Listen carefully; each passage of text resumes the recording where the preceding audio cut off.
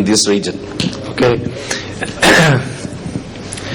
Well, it has some linguistic implications because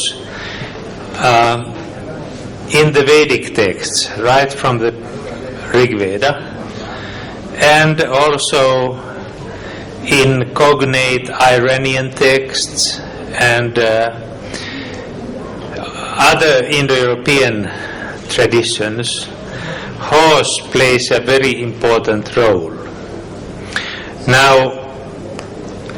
I mentioned that at all the Harappan sites, only bones of the wild ass have been found, and zooarchaeologists are generally agreeing, I mean there are some exceptions, that horse did not come to South Asia, that means Pakistan and India, before the 2nd millennium BC.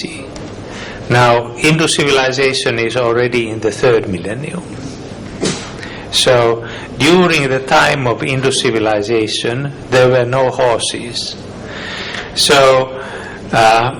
when the identification is made that Indus civilization was Indo-Aryan speaking, this is anachronistic because already in the Rig Veda you have horses, which means that Rig Veda can be only from the 2nd millennium BC or later. Before marriage remove பண்ணிடுறேன்னு சொல்றீங்க, அது எதுவும் ஒரு காலகட்டத்தில் வச்சிருக்காங்களா? எதுக்காக remove பண்றாங்க? அதாங்க நான் என்ன நினைக்கிறேன்னா, சங்க காலத்துல ஒரு எவிடன்ஸ் நான் உங்களுக்கு கொடுத்தேன். சங்க இதாக்கி அதான் நான் சொல்ல நான் சொல்றேன் உங்களுக்கு இருங்க. காரணம் என்னவா இருக்கும்னா, மேரிட் விமனுக்கு வளகாப்பு ஆனதுக்கு அப்புறம் 2 கையிலையும் மேங்கிள்ஸ் போட்டுக்கணும். அது எதுக்குன்னா பிரெக்னன்சிய ப்ரொடெக்ட் பண்றதுக்கு. அதனால கல்யாணத்துக்கு முன்னாடி ஒரு கையில தான் வளையல் போட்டுப்பாங்க, கல்யாணத்துக்கு போது எடுத்துருவாங்க எல்லா வளையலையும். 7வது மாசத்துல வளையல் போட்டுப்பாங்க 2 கையிலும். அதுக்கப்புறம் எப்பவுமே வளையல் இருக்கும். ஏன்னா அவங்க ஏற்கனவே குழந்தை பெற்றுருவாங்க. அப்படிதான் இருந்திருக்கணும்னு நினைக்கிறேன். Professor Parpola, because you listed all the 5 animal types, home and wild, for the Vedic period.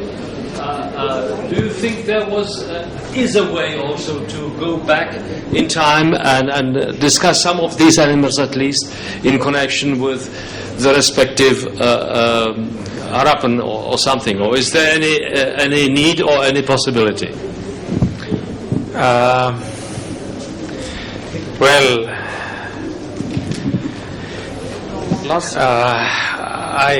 I don't see any immediate need at the moment, but I mean this was a very important point in this sense that the prevalent idea is that Gaura in Sanskrit means the Gaur bison, but as I mean it is compared with the horse in early Vedic texts, and in addition in Iranian languages Gaur, which is clearly the counterpart of Gaura, means only wild ass, not Gaur bison. Now that brings this session to an end. I have been asked to make some comments. As you know, in the House of Commons, the Speaker is one who does not speak. So a good chairman is one who does not speak. I only want to congratulate the speakers and make one comment. I am 81 years old. That means almost all my work is behind me. Parpola is a good 11 years younger to me, but I don't think he can be called young. But when I look at people like Sukumar Rajgopal and Srinivasan, we know that we are handing over the torch to the younger people. And they have one great advantage over us. When we were born, there was no computer. Though Parpola and myself were the first in the world to harness the computer along with our Soviet colleagues. But the computer of our days was a plaything. The computer I used with help from my friend Dr. N. Mahalingam, he took me to the computer center in Chennai, and I saw a computer for the first time, and Dr. V.C. Koindaswamy was there, and he said, "You can use your computer for research." I said, "I do not know how to use the computer." And he gave me an assistant, and we began preparing the concordance. Now I find, and that is attracting attention, we have the Tata Institute of Fundamental Research, we have the Institute of Mathematical Sciences, who are collaborating with us.